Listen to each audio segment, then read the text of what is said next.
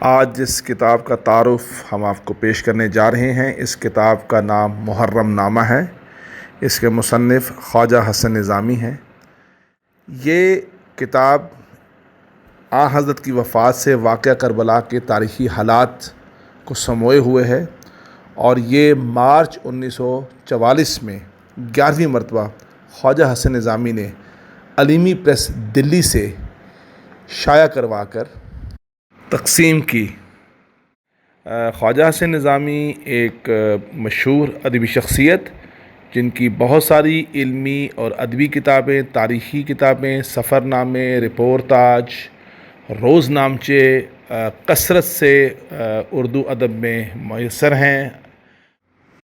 اس کتاب کا طرز تحریر تقریر کی مانند ہے، اور اسی واسطے اب ہم کچھ اقتباسات اس کتاب سے پڑھیں گے تاکہ سامعین کو اور ناظرین کو اس کے بارے میں علم ہو سکے کہ ان کا انداز تحریر کیا تھا۔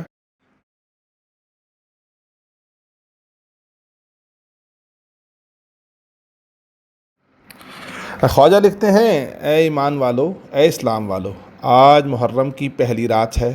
مسلمانوں کا نیا سال شروع ہو گیا۔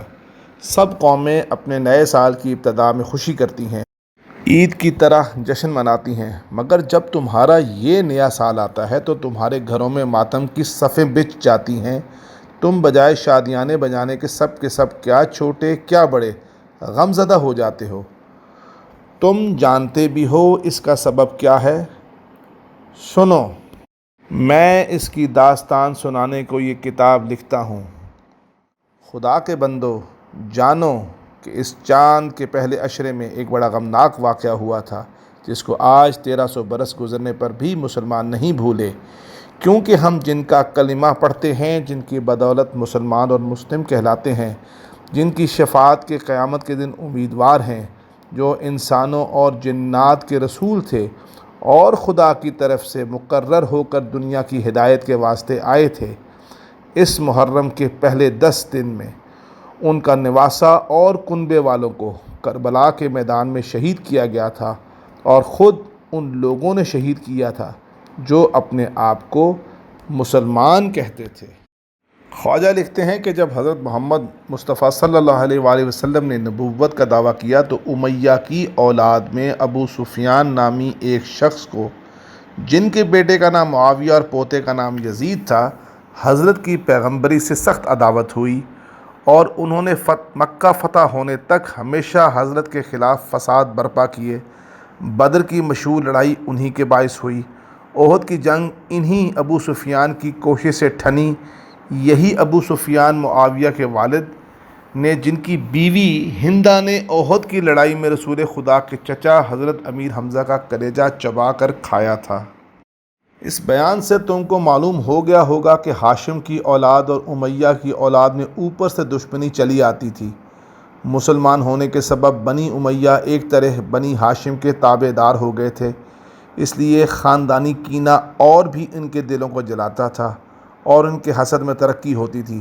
اور اس واقعے کو اچھی طرح یاد رکھنا۔ اب میں دوسرا بیان شروع کرتا ہوں۔ اس خاندانی رنجش کو یاد رکھو گے تو آگے کے حالات خود بخود سمجھ میں آتے چلے جائیں گے۔ جنگ جمل اور جنگ صفین کے بارے میں لکھتے ہیں کہ جنگ جمل اور صفین بھی 2 مشہور لڑائیاں ہیں جن میں مسلمان آپس میں لڑے، اور بڑے نامور صحابہ، جن کے جنتی ہونے کی رسول خدا نے بشارت دی تھی، ان میں شہید ہوئے۔ ان لڑائیوں کو بھی کربلا کی جنگ کا مقدمہ کہنا چاہیے، اس واسطے میں ان کا حال تفصیل سے لکھتا ہوں۔ یہ تو اوپر پڑا ہوگا کہ بنی ہاشم بنی امیہ سے بیزار تھے، اور بنی امیہ بنی ہاشم سے عناد رکھتے تھے، اور یہ دشمنی خاندانی تھی۔ خواجہ آگے چل کے لکھتے ہیں کہ تمہارے ذہن میں خود بخود یہ بات تو پیدا ہو گئی ہوگی کہ حضرت ابو بکر اور حضرت عمر کے زمانے میں آپس کا جھگڑا نہیں ہوا، حضرت عثمان کے آخری زمانے سے خرابیاں شروع ہوئیں، اور حضرت صلی اللہ علیہ وآلہ وسلم کی پیش گوئی کے مطابق حضرت عثمان کی شہادت کے بعد پھر مسلمانوں میں تلوار برابر چلنی شروع ہو گئی، جو آج تک برابر چل رہی ہے اور قیامت تک چلتی رہے گی۔ خواجہ حسن نظامی کربلا کے واقعات کو بیان کرتے ہوئے فرماتے ہیں کہ اب کربلا کا بیان شروع ہوتا ہے۔ یہ آخری رات ہے، اسی میں دل کا دھواں اٹھے گا۔ آنکھ میں آنسو بن کر آئے گا اور پلکوں کو بھگوتا ہوا دامنوں میں گر کر فنا ہو جائے گا۔ اسی رات میں ہاتھ تلوار کے قبضہ پر جائے گا اور اس کو میان سے کھینچے گا، سر سے اونچا اٹھے گا اور بنی فاطمہ کے مظلوم گھرانے کو کاٹ کر ڈھیر کر دے گا۔ خواجہ یزید ابن معاویہ کے بارے میں لکھتے ہیں، یہ وہ سلطان ہے جس نے اپنے بوڑھے باپ معاویہ سے ضد کی تھی کہ میں قرآن و حدیث کے سوا اور کسی کی پیروی نہ کروں گا۔ تم اس کو مرحبا کہو کہ یہ بڑا مقلد قرآن ہے، صرف تھوڑی سی شراب پی لیتا ہے اور جن عورتوں سے نکاح جائز نہیں ان کو اپنے لیے حلال سمجھتا ہے، تم کو نماز کا حکم دیتا ہے مگر خود نہیں پڑھتا، اس سے زیادہ سنت کی پیروی کیا ہوگی۔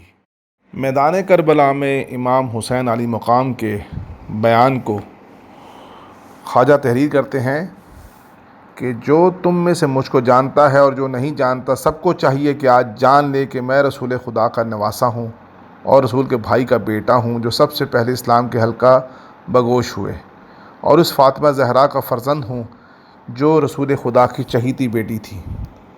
ابھی اس حدیث کے خود رسول خدا کی زبان سے سننے والے ہزاروں موجود ہیں۔ حضرت نے فرمایا، حسن حسین جنت کے سید ہیں، گویا میرے جنتی ہونے کی بشارت موجود ہے۔ امام علی مقام نے یہ دعا کی، الہی میرا نفس مصیبت کی سختی میں ہے اور الہی میں سخت پریشانی میں مبتلا ہوں، میری قوت ناپید ہے، اب تو ہی میرا وارث ہے اور تیرے ہی ہاتھ میرا انجام ہے، کار سازی دکھا اے رحمت والے۔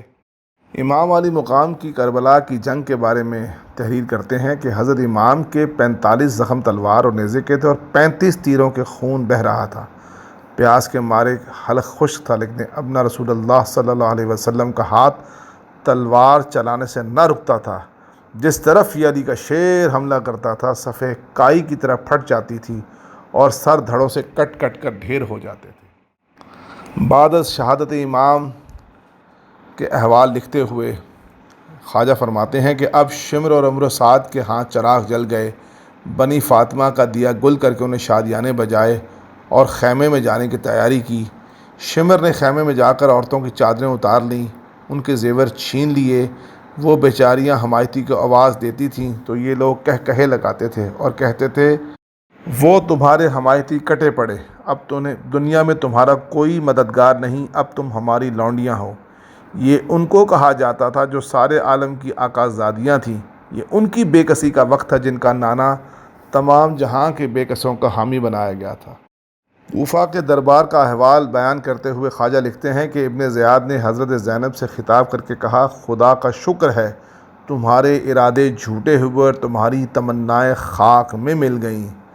حضرت زینب نے جواب دیا، خدا کا شکر ہے کہ اس نے ہم کو محمد صلی اللہ علیہ وآلہ وسلم کے گھر میں پیدا کیا اور پاکیزگی دونوں جہاں کی مرحمت فرمائی۔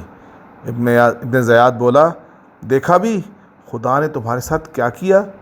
حضرت زینب نے جواب میں ایک آیت پڑھی، اس کا مطلب یہ تھا ان پر قتال فرض کیا گیا، اس واسطے وہ مقتول ہو کر اپنی آرام گاہوں میں چلے گئے۔ ابن زیاد نے حضرت زینب سے کہا، یہ لو تمہارا بھائی ہے جس کو خدا نے مروا ڈالا۔ عابد بیمار نے جواب میں یہ آیت پڑھی، تم نے اس کو قتل کیا، خدا تو موت کے وقت جانوں کو اٹھا لیا کرتا ہے اور کوئی شخص بغیر مرضی خدا کے نہیں مر سکتا، اجل کا وقت مقرر ہے۔ دربار شام یزید کے دربار کا احوال لکھتے ہوئے خواجہ بیان کرتے ہیں کہ ایک روایت میں یہ بھی آیا ہے کہ دربار کے باہر نوبت بج رہی تھی، یزید نے عابد بیمار سے کہا، سن، یہ میری اور میرے باپ کی بادشاہت کی نشانی ہے اور تیرا باپ سامنے کٹا پڑا ہے۔ عابد چپ ہو گئے، تھوڑی دیر میں اذان کی آواز آئی تو عابد بولے، لے سن، یہ میرے باپ دادا کی بادشاہت کی نشانی ہے اور تو اپنے باپ سمیت اس نشان کے آگے سر جھکا کر گر پڑتا ہے۔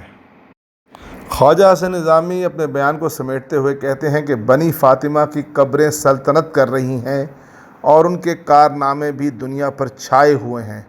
اس محرم میں کروڑوں آدمی ان کا ذکر خیر کرتے ہیں اور کروڑوں روپیہ ان کے نام پر خیرات کیا جاتا ہے، اور بنی امیہ کا نہ کوئی نام لیوا ہے اور نہ پانی دیوا، اور یہی قدرتی انصاف ہے۔ سب سے بڑی دلیل حق و باطل سمجھنے کی ہے۔ اس اقتباس کے ساتھ ہم اس تعارفی پروگرام کا اختتام کرتے ہیں۔